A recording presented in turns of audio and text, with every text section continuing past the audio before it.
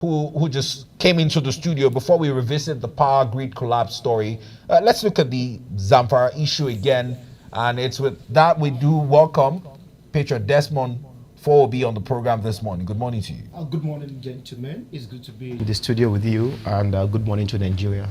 Well, Patriot, first things first, I think it's the first time I'm seeing you without a cap on. It's the first time I'm perhaps seeing you with a suit. Well, let's quickly jump into the conversation of the day, which is the Zamfara airstrike that some persons are alleging, some newspaper or media outlets are alleging that had resulted in some civilian casualties. Meanwhile, the Nigerian Air Force is disputing that claim, citing that the airstrikes were solely targeted on bandit hideouts, and it recorded a very huge amount of success. What are your thoughts? Even before the lawmaker, asserted or come up with that position, there was a release earlier by the Nigerian military, the Nigerian Air Force, claiming that they have had some level of victory, they recorded some level of successes against the bandit before that story came up. And yet, not until this morning, they did not make any retraction to that. The truth of the matter is this: when the Nigerian army fights, they fight against Nigeria. When the Air Force strike, they fight against Nigeria because the people that you are prosecuting, they are still Nigerians. And don't forget that we've said this on countless occasions, that some of these bandit group, though they may have their main people and they also have the in-source people within, like community members that are part of it. It has happened in Kaduna on so many occasions. And I don't think we're going to see an end to casualties, having civilian casualties. That is the truth being told. The truth is a lot of Nigerians are complicit to this issue of banditry, kidnapping, and guerrilla warfare. So you're saying... So I know, these attacks, I know, and that is why when the Chief of Army Staff said last week, while we're talking, we talked about the Army Chief trying to collaborate with the local producers of ammunitions. Yes. And in my head, I feel it should be monitored and censored, because most of the, normally, let me use OPC. I'm a Yoruba person. In the early 2000 and late 90s, we find that yes, we have the activities of the OPC, Odua People's Congress in the Southwest, very prominent activities for that matter, prosecuting thieves and all that. We find out that at some point, some of the members of this OPC, they became actors that is against, they're now fighting against government, using their influence in the society, using the ammunition with them to prosecute their own selfish interests and all that. Yes. So now, normally power corrupt, absolute power corrupt, absolutely.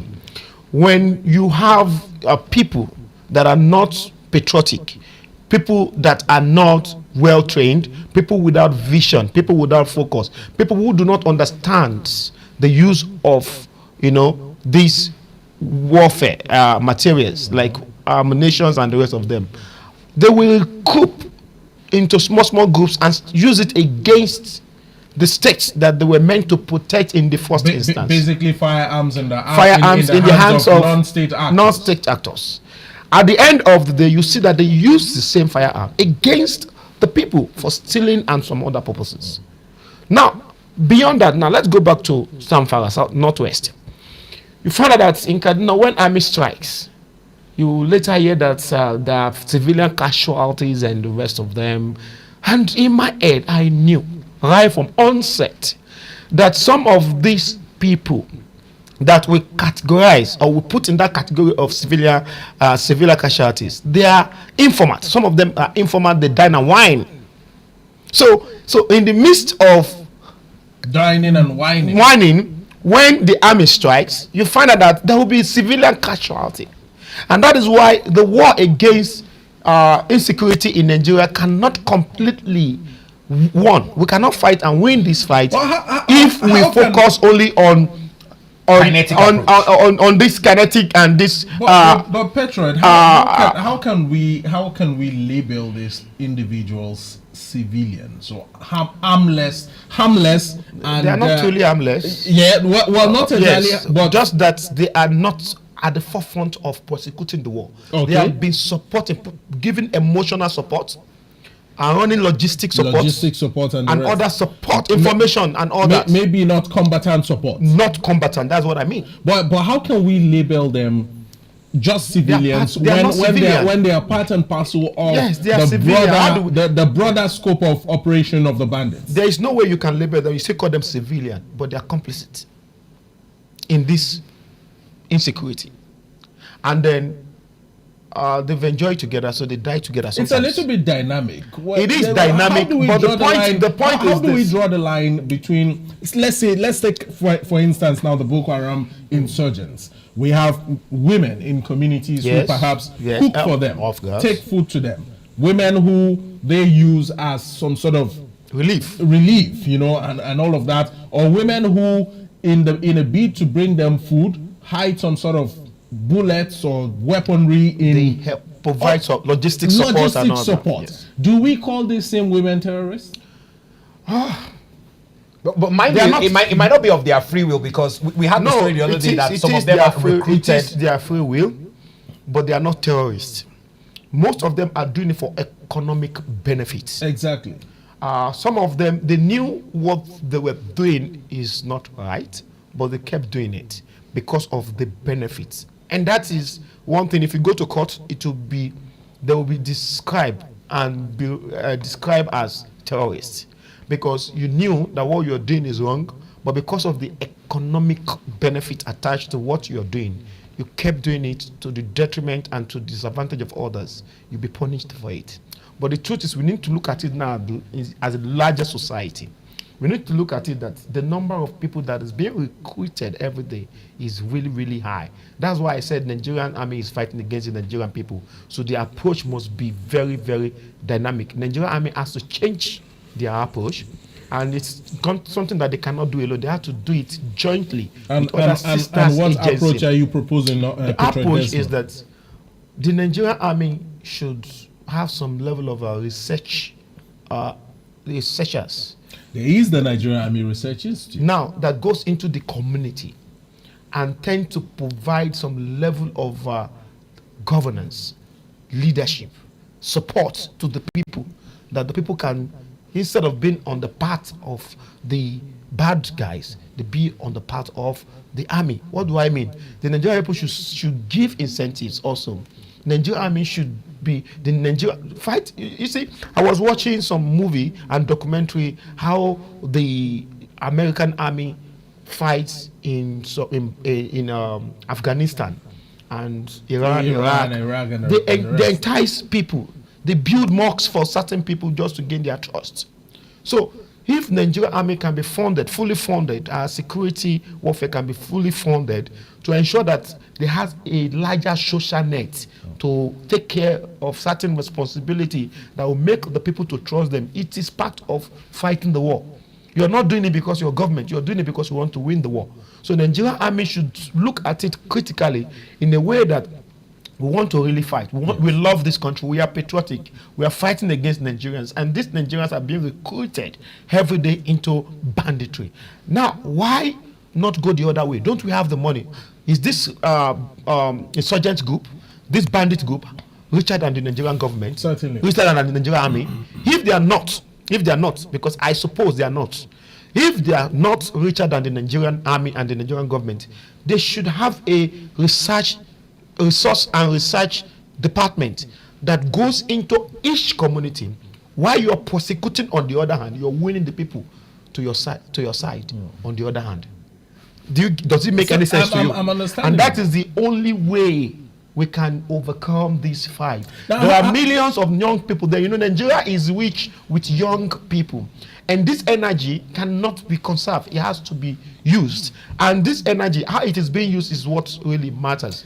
It is either used positively for growth and development of the country, or used negatively for destruction of the country. Now, These bandits are smarter. What would you say about ungoverned spaces, especially in the northwestern part of the country and the northeastern part of the country? It's not just the southeast. It's not just the northeast and the northwest that have numbers of ungoverned places. Even in the southwest, even in Lagos. Have you been to Makoko before? Have you been to some slums? Have you been to some shanties along the coastal line? Where there's very little to no No government. There are places, even where unbelievable environment in Lagos that you will never imagine that you have some places where policemen cannot go there because they do not have what it takes to go into that environment. I mean, the Panteka market, very close by here in Papi community, used to be one of such ungoverned places where it was almost as if policemen couldn't venture into that place. If there's a case of theft, they cannot even go there and investigate if the item that has been stolen is there. It's still a question of responsibility and responsiveness by government leadership. You see, we shouldn't be talking about ungoverned places in 21st century if we have sincere governments. These governments are not responsible to the yearnings of the people enough. Otherwise, we shouldn't be having ungoverned areas in Nigeria, because we've talked about number of policemen. We've talked about this for the past 1 decade. We've been talking about Nigerians are under-policed. We need, according to the law, it is supposed to be 1 against 10 people, 1 against 10 people, yes. 1 against 100 people. That is supposed to be the standard. But in a country we have less than 1 million policemen against 240 million as estimated by the NBS. So how effective can the police? I give it to the police. I give it to Nigerian policemen. See, I've had interactions. I've had engagement. I've had opportunity to be with the police, and I see that Nigerian police are one of the best in the world. When you talk about policing, doing policing, see, Nigeria can be saved if Nigeria is entrusted into the kind of police we have. But if there are more, we don't need the army, we don't need the Air Force. The Nigerian police have almost all the departments. The Nigerian police are well trained. The Nigerian police have the best intelligence, but sometimes some bad eggs among them rubbishes the effort of some of the good and intelligent officers. But the truth be told, Nigerian police are very, very good in terms of intelligence gathering. The Nigerian police are versatile. The Nigerian police, if you want the Nigerian police to get any criminal, give them the right motivation, they will do that for you.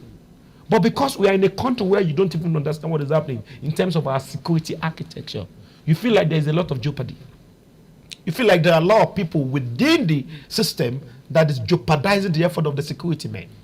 And that is why you may not give it to the Nigerian police. But the truth is that what government needs to do, serious government needs to do, is that you have an excellent police department in Nigeria. Why not increase their service? Why not increase their facilities? Beyond that, recruit more people into police. It is still penny-wise, pound-foolish approach that is still affecting us in this country. We can overcome insecurity.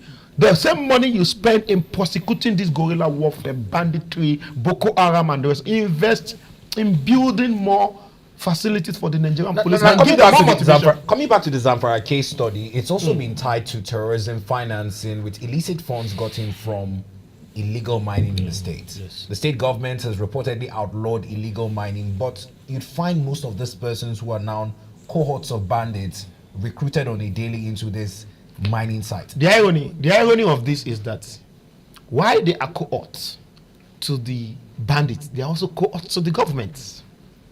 You cannot successfully mine and transport from one location to other location without certain logistic support or documentation support from the government.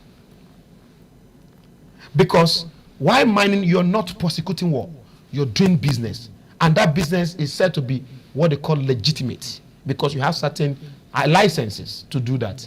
Everybody who mines in Nigeria today is said to have what they call license given to them by the Ministry of Mines. Now, you cannot tell me that you don't know them. So you may not, it's possible you don't know the bandits. But you know the miners. So is it difficult, even if you're not monitoring their activities, why not monitor the money? Why not monitor how they use the money? That's what they use. They monitor the activities of this guy. Last year, just to complement what you're saying, last year the Interpol sent a report of the names and persons with the traceable funds that have been also tied to terrorism financing. But yet, again, we saw nothing done with that report. See, sometimes when I say that sometimes it looks as we are not serious against this fight, is the Chief of Defense Staff, Major Christopher. You know, he also talked about in his interview, I think it's on Arise, when he Al Jazeera, he granted an interview with an Al Jazeera journalist, and then he talked about possible financing, international financing of the international conspiracy against the Nigerian people. Now, that is enough. The president has been traveling from one place to the other. He has attended UN sittings on 2 or 3 different occasions. Sometimes you couldn't make it. You had to send the vice president and some emissaries. Now, what is the essence of international trip? Is it not for international bilateral understanding and agreement? Part of it is to establish an understanding, establish a kind of a cordial relationship with this government to help you track any funding that is coming in of that country, huge sum of money coming in from your country to my country. What purpose is it meant for?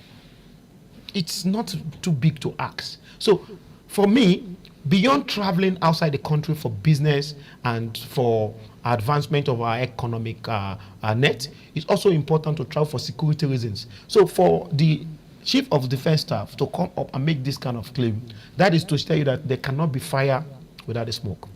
There is an atom. In every lie, there's an atom of truthness. Now, why is it difficult for the NIA, the DSS, the NOA, and every other NIS and every other interior to monitor keenly? We have Ministry of Foreign Affairs, we have embassies, we have ambassadors, we have all these things scattered all over the world. Is it really difficult? Why not learn from the best? Why not learn from the UK? Why not learn from the US? Why not learn from France? Why not learn from Germany? Have you ever heard that there are certain countries in Africa or in Europe, in America, that sponsored such offensive against the people of the country, and there are no traces? And that is where the issue of our NIA, we need to look at our NIA. We need to look at, is it that we lack the manpower? Is it that we lack the technology? Is it that we lack the intelligence or the architecture, the systemic approach to be able to check all these things? That is where I am going to, because we new people come into this country. You don't tell me that Nigeria cannot be governed. You don't tell me that you cannot monitor what is happening in the country. You don't tell me you don't know what comes in and go out. What is the essence of the custom?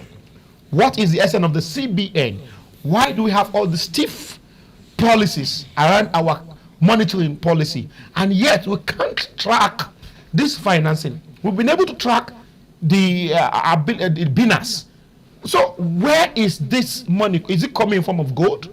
In form of, because yes, it could be, it might not come. That's where intelligence matters a lot. It might not even come in form of crypto. It might come in form of goods. It could be iPhones. It could be gold. It could be some of these valuable materials that will be sold in the market, and the money instead of the money going into. So it's very crafty, and that's why NIA and the Interpol and all these agencies need to work collaboratively in order to tackle these inefficiencies in the system. Well, let me take you a little bit back to your statement about you know, intelligence gathering when it comes to policing in the grassroots. Now, we saw that Southwest states and governments are strengthening grassroots intelligence while also reinvigorating their Motekun, which is, like their state policing structure. How much do you think this would go, or what efforts will this add in ensuring that we stem down the issue of the ISWAP operations that are already on the ground and on the way in the southwest. It will go a long way, Chijioke. The truth is, the issue of state police is really a particular issue that we need to look at and revisit, because you cannot tell me that the state policing is not long overdue. It is very essential that in a country like Nigeria, we need to have, if you go to US, if you go to other countries that is working, where their security is tight, they used to have this community kind of policing, state kind of policing, and they work collaboratively. That is patriotism. Yes. They work in unity. They work as a team. They share information. They have different control center, but when it comes to tackling certain issues, they work together. So we can learn all these things from other parts of the world, from other climes. After all, we've learned most of the things we do here. Why not learn about their security system? We can have a federal police and have a state police that works.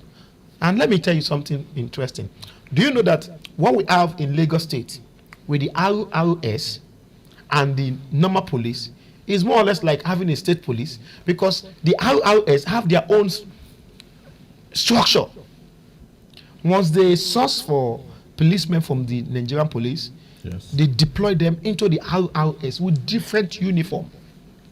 Their uniform and their vehicles and everything have what they call rapid response squad. So it is like having a state police, and it is judiciously used by the state governor, under the control of the state government. Yes. And it has helped, densely populated areas like Lagos State, if not of some of this great effort that is in place, would have been a den for the robbers, for the bandits, and for the rest of the criminals. Because if you looked at cities in the world where there are criminality, you find out that they take advantage of what? Cities. So Lagos should be one of the zone for conflict, violence, criminality, banditry, and the rest of them, if you go by the normal statistic. But because of the efforts put in place by Lagos State government, the predecessors, the successors, and the rest of them, it has yielded much needed support. Nigeria as a country can learn from Lagos State. We can start having some form of policing that's understood the grassroots problems and issues, so they can fight it head on, and that is when you can start recording successes. Otherwise, you will just be effort into infutility. Exactly. All right, then. In moving on, let's also look at another prominent issue in the news, and it's the issue of a series of power outages. Now, this morning, the Punch newspaper reported that Dangote, the likes of NNPCL, Total, and 247 other firms have decided to exit the national grid. Yes. What does this do for Nigeria's power problems? It goes a long way to solving our problems. You see, Nigeria is not too big, but because of the lack of sincerity of purpose by some people appointed or employed to service this country, at the end of the day, we have a lot of issues on a daily basis. At the end of the day, we have some jeopardy, corruption, allegation of corruption, and the rest of them. The issue of power grid collapse, national grid collapse, is long overdue.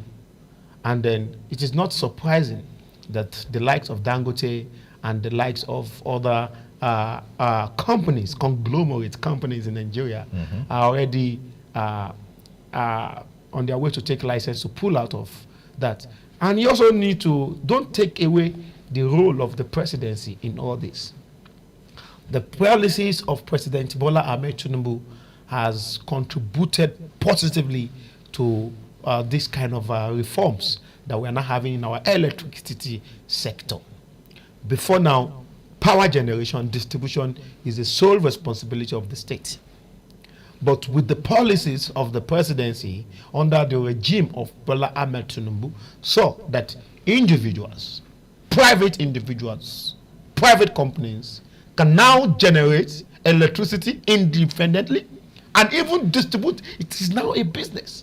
If I have money, even more than the total expected megawatts that the country Yes, was. you Nigeria was can- aiming for 6,000. This morning, the report out that they're doing 6,500 megawatts. you can generate and sell either to the country or sell to outside the country. And that is the way to go. That is how to govern this country, because selfish interest is what is playing out. When private businesses succeed in Nigeria and government establishment cannot succeed, it's because we are selfish. We are not patriotic. It is because the president understood that Nigerians are selfish, and that is why we are now talking about privatization. Privatization has not helped any country. Yes, it's good for competition. It's good for liquidity, flow of investment and all that. But if you look at country that has worked with huge population like India, like China, they don't take, like this strong country in the world, Russia. They don't take away the place of what they call communism, social welfareism in their own system. But Nigeria, when you establish something for the good of people, in as much as it does not benefit one person or that person who is appointed, you see that they jeopardize it, they rubbish it. Even that, the same thing happened the only way to salvage that situation will be to go to toe the path of privatization. The same thing happened even in our health sector, where a doctor will be employed to work in government hospitals and will not do it with all passion and enthusiasm. Rather, he will set up his own private hospital where he will work for 24 hours no stop and work with passion and enthusiasm, because he wants to gain. He wants the gain to himself. He does not want the gain for the country. Whatever they are doing, they don't do it for the sake of the country. Yeah. They do it for the sake of their selfish interest and their pocket. And that is why you see that most private sectors, private individuals, when they excel in their business, if you bring them into government office, you see that, but this person has been a successful person in US. He has been successful in America. What happened? He has been successful in his business. What happened now that he is not appointed? Look at some of our ministers. Before their appointment, they were heroes in their field. But once you appoint them, because at that point, it is now an issue. It is not an issue of a national cake. The only thought that is in their head is let how me to cut my own and eat. their own. And that is what is affecting this country. We have excellent people, smart people, we have resilient people, people with the best talent. But things are not working, and that is why you see that government of Nigeria is trying so hard to ensure that they are taking away things from that social net, from that social welfareism, from that communism to privatization. And that's why we are seeing some level of successes in the country today. And that is what is working. And that would give a gap between the poor and the rich. The middle class that we are complaining about every day is because of the kind of policy we are having. And the kind of policy we are having is not paying attention to the middle class. It's only enriching the rich and making the poor poorer. Is there a middle class in the country now, Patriot? Before now, there were middle class. We used to have middle class. But because of the selfish interest of the Nigerian people, especially the business people, the technocrats, the professionals, and the rest of them, and the kind of policy that will favor the middle class are no longer in place. And that is why we have the very poor and the very rich, because Nigerians are selfish. Nobody want to do things for the sake of the country. Normally, Nigeria is supposed to have the three classes: the rich, the medium, and the poor. But because of the selfish interest, and this is not what governance can address. It's about patriotism. It's about reawakening of our orientation, our value system. It's about reawakening. There has to be a widespread publicity advocacy that it is not about being rich, it's about fulfillment. You can only be fulfilled when you are okay and people around you are also okay. When you are happy and because others are happy, that is where fulfillment can come in. Getting rich, money is no longer the motivation, the most important thing anymore. Yeah. It's no longer the most important commodity now. You think that once you're rich, you'll get everything you're looking for. Little did we know that even when you get rich, you are getting more problems. Do you know why your problems keep increasing? Because this money is not circulating. You have more problem from your family. You have more problem from your immediate community. Have you heard about rich having more problems? The rich also cry. Rich also cry. And it's not supposed. It's not a good philosophy. It is a One philosophy thing of that selfishness. many people might argue is the fact that NNPCL, Dangote, and about 274 other firms exiting the national grid, Yes, they want to and generate their own generating their own, Yes. power supply would go a long way in reducing the, workload on our national grid that is already overworked, thereby ensuring that more Nigerians get Why? better and more stable electricity. And in addition, these guys that are pulling out to set up their own power grid could also sell to Nigerians, and it will sort of solve to a very large extent our power problems. Why We share that the same is a thought. fact. Why that is a fact. There's something you also need to look at. Which is? Government responsibility is to provide basic amenities for the rich, the poor, and the people of the country. What this is going to do to us in the nearest future is that government would fail in their own personal responsibility to the people, especially the poor. The responsibility of government is to provide for people. Now, when it becomes private, you do not have power over it. Today, there are so many people in the country that still enjoy electricity and they don't pay so much. It's because the government have capacity. Because government is managing. Management is the ability to organize, to plan, and to make use of the available resources, to achieve a vision or a goal. Now, government is collecting money. Do you know that government is generating money? And part of the money government is generating from the power sector is also put back into the servicing of managing the resources for the poor and the rich. Now, when individuals start producing electricity for themselves, it means that government will not have power to give people electricity again, because they won't have the much resources. They won't have so much money to generate the electricity and give to the rural community and support the people. Because the big wigs are out. Because the big wigs that pays heavily. Do you know how much Dangote pays? Do you know how much some of these people? Yes, why it's a good thing.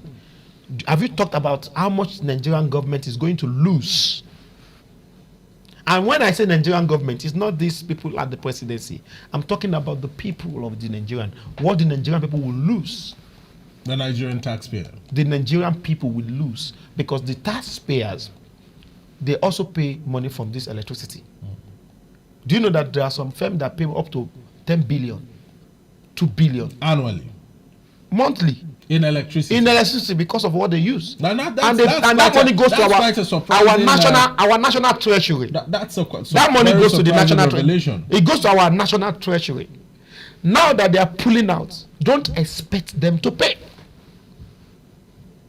So government should be smart in trying to create that balance. There are so many businesses that is slipping out of government and cover, which shouldn't be. So what are you going to govern about? You are only going to govern on tasks. And I see that the government focus now is on tasks. Revenue generation. Government is losing their stake on daily basis. You're losing your country. Because these businesses will go into private hand. And when you say private hand, some of them are not Nigerian. Some of them are from UK. And that is where we now talk about the issue of neo-colonialism. And they have the capability to be completely self-sufficient without needing the government. So government should be smart. There are things that, if you go to UK, there are some things that are sole responsibility and controlled by the government. That is responsibility. We are losing it on daily basis without retraction. And that is my own concern. Now let's look at the overarching goal of the President Bola Ahmed Tinubu administration, which has been coined the $1 trillion economy. Now, yesterday, a lot of social media reactions and even foreign media outlets, particularly in France, reviewed a line in which Nigeria is now towing, much like it's done in the European Union, to include the illegal transactions, be it prostitution, gambling, human trafficking, and sex working under the underground economy, just to be able to show up our targeted GDP. What do you make of this line that Nigeria is towing? Whether you like it or not, it is an abuse to our sense of pride as a Nigerian people, that there is nothing again that we want to start counting as our GDP. Our shadow economy. Our shadow economy is now looking at sex workers, prostitution, Gambling, and traffic, sales of drugs, and the rest of them.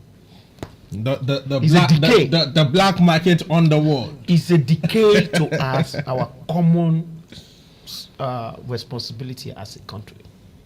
It's an abuse, an insult to us. But be that as it may, it's also a message.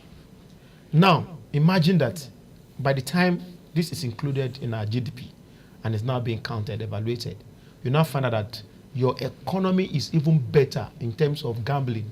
Your economy is huge, that the nonsense that happened in Nigeria, in terms of human trafficking, prostitution, smuggling, and all of that, nonsensical things like gambling, prostitution is even bigger and generates more money than which is not in your hands. Than your power sector, money which than is your not, oil sector, which is not in the government, than the NNPC.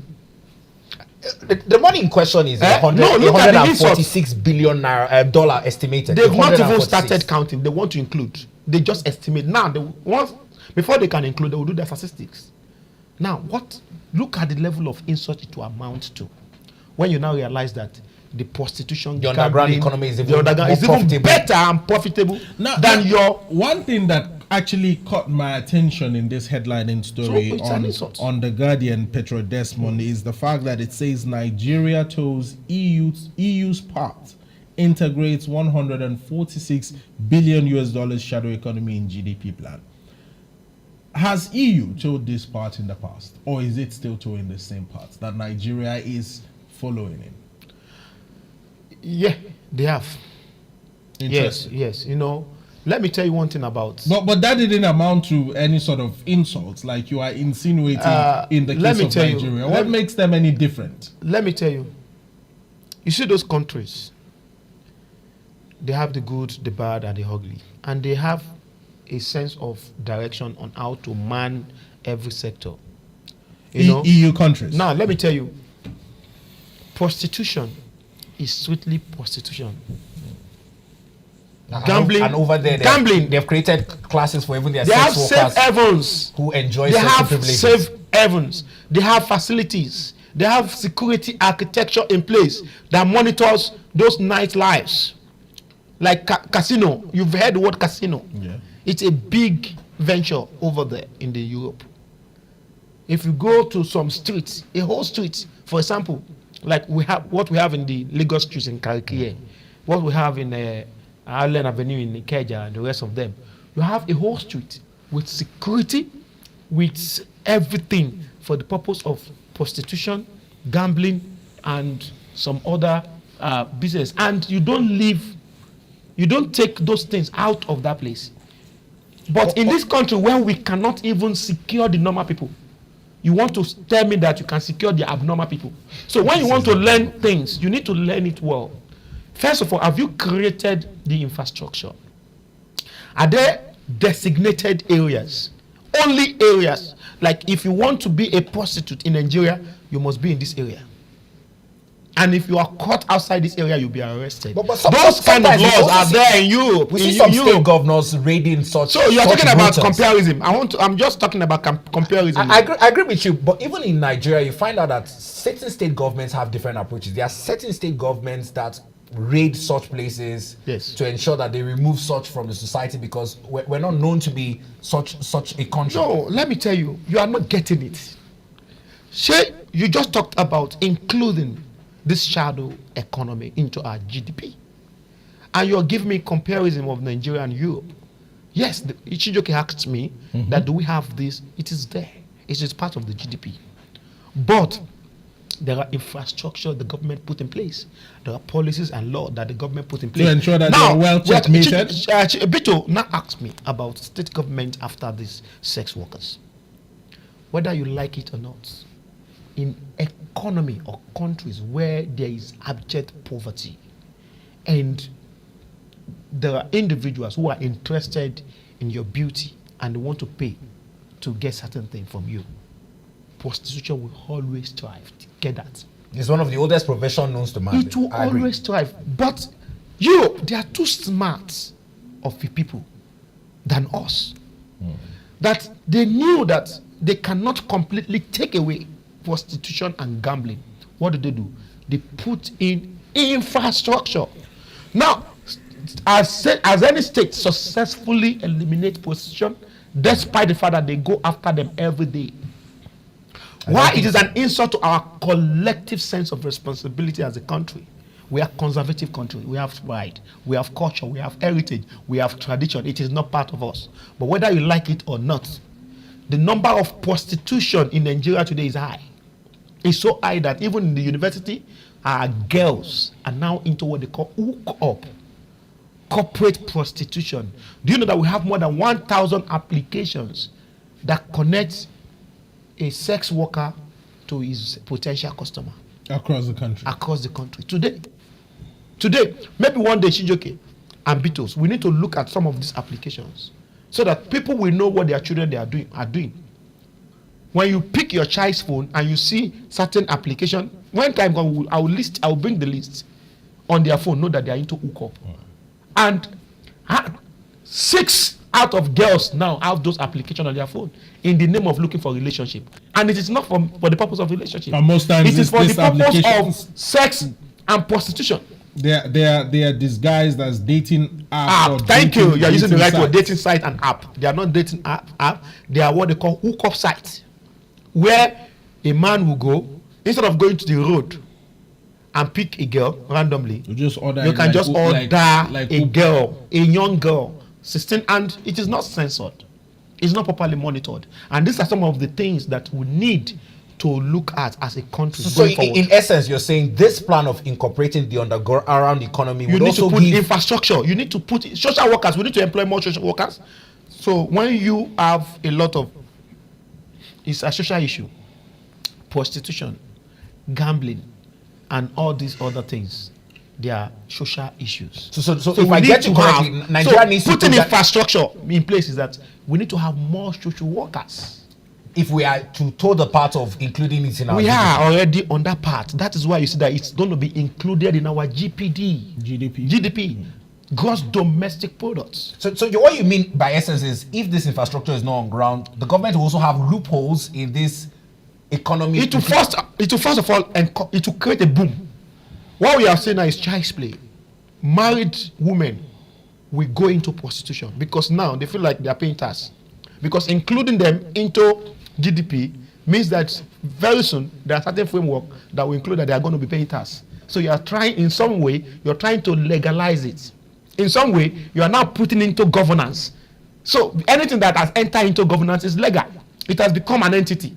So you're trying to legalize some of these things without putting in infrastructure that will put them in check. So, you know, Nigeria and the way they think, after I'm paying tax, when a shower man can look at police, are you crazy? You cannot arrest me, I'm paying tax. You see, it will now give some sense of encouragement to younger people to go into prostitution. A lot of people want to go into prostitution today.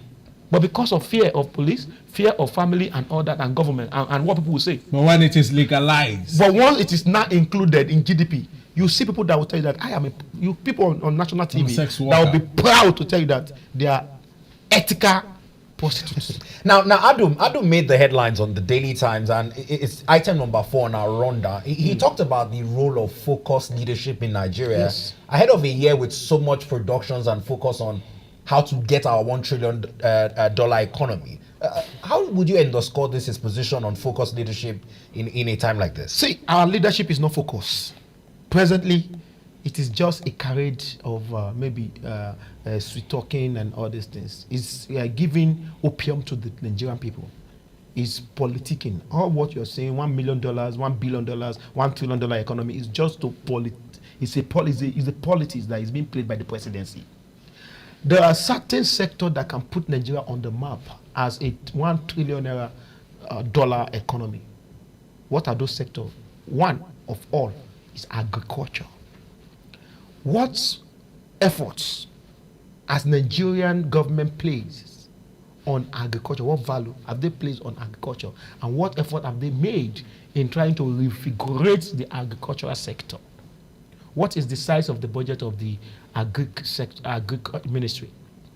And what innovations? You see, a country that is serious will be thinking of incorporating more young people into agri sector. It is only agriculture and technology can employ everybody in Nigeria. Those two sectors, technology and innovations, entrepreneurship, agropreneurship, and digital economy. This sector can employ the entire youth of Africa, not just Nigeria. And everybody will be contributing to the national economy. But today, looking at the approach of Mr. President, the president of Bola Ahmed Tinubu has focused more on trying to get recycled money. Their money, try to understand their monetary policy. Which is the tax reform bill. Everything the president is trying to do is trying to see how he can get in some money that floats money that moves around. What the economy. I'm going somewhere. I want to explain the something. money that floats isn't necessarily. I'm coming. It's not important. All right. It is not important. Right. What this government is trying to do is that it's trying to focus its energy in trying to get people that have looted, people that have excess money, people that are working already, the working society, the working people, to contribute certain things into the economy and to get it right, to help manage the money in the circulation. This government are not really focused in trying to create new ventures where more money will come into the sector. And that's why it's now looking like there is hardship. Because before now, free money moves around. What this government is trying to do is that there is no free lunch. It's a good one. But there should be a balance. Balance itself is the key of life. President Bola Ahmed Tinubu's government has not focused on trying to create wealth from no-go area. That means the government is not innovative enough. An innovative government will look at agriculture. We look at the byproduct of petroleum. We look at textile industry. You see, there are certain, you look at the steel. You look at the steel. What this government is trying to do is trying to manage our money for us. But what we are asking this government to do for us is try to create more money. Then at maybe the third year of your government, you can start recruiting and put this. See, if government, Bola Ahmed Tinubu government, focus on creating wealth, generating wealth from agriculture, from byproduct of petroleum, and trying to create more, increase our production of petrol, increase our production of our crude production, focus on that first. Then in the second year or third year, remove subsidy, unification of the dollar. You see that there will be wealth. Nigeria will be so wealthy. Because what the government is supposed to do for us is what they are doing last. You need to stimulate the economy before you introduce certain policy. Your government has not made any effort. You want to reap where you do not sow. And that was why it was tough for the government. A government that came into the system, created wealth, and then because you have created so much wealth, and that time there is so much food, there is this, there is so much. So even if you go into, there is CNG, you have invested so much on CNG, you have invested so much in agriculture, you have invested so much in processing, you have invested so much in production, you have invested so much in steel development, mining, processing and exporting. Then you can now introduce this monetary policy to stiff the people. And that is where the government is getting it wrong. And that was the point I wanted to make. Well, fantastic point there, Patriot Desmond. But time is fast running out, and I think it's best we revisit another issue of discussion in the news where the federal government is of the federal government ministerial panel is set to enforce local government autonomy across states in the country. Now, this is as the AGF begins direct disbursement of these funds. Is this good news for Nigerians? This And is an good important news for our local government councils across the country. This is an important issue of the news, one of the most important discussions today, if I may say, that the issue of this local government autonomy is long overdue. But I looked at our country as a country where we just make noise. We don't really follow the noise with action, commiserable action that But yield results. action is about to be taken now. Now, Because there is now, about let to me be tell you, let me tell you what I have in mind before I made that statement. Okay, carry on. What I have in mind before that statement is that, fine, you have gone to court, we have the law, and the AGF, Accountant General of the Federation, is now taking this action to monitor, to ensure that only state government that have conducted elections. What effect or difference are you going to see in a situation whereby you have left the state governor to do whatever the magic they want to do in appointing or bringing some incompetent young people, old people, member of their party on board to be the sole administration and leadership of this local government? You're still going to get the same thing. What we are talking about is governance, so that when this money comes into the local government, it will be used judiciously. But Patriot Desmond, the local government council chairman who decide that the federal government allocation disbursed to them will now go back to the state coffers is their problem. What use? But then there are some It's not their problem. It is the problem of the country. Local government council chairman who will collect these disbursed funds and still give it to the governor and use it judiciously the way it should be used for the benefit of the people. Under this but the ones that will take it back to the governor, between the governors and the local government council chairman, if they choose not to develop their estates, if they choose to continue playing foul play, it is their business. The federal government has already done what it's supposed to do by granting them autonomy. Federal government has not done what it's supposed to do. We'll pick up from here next time when we meet, because it's going to be a very expansive conversation, and I'm told that time might not permit for us to delve into it. But we must thank you for your objective opinions on the program this morning.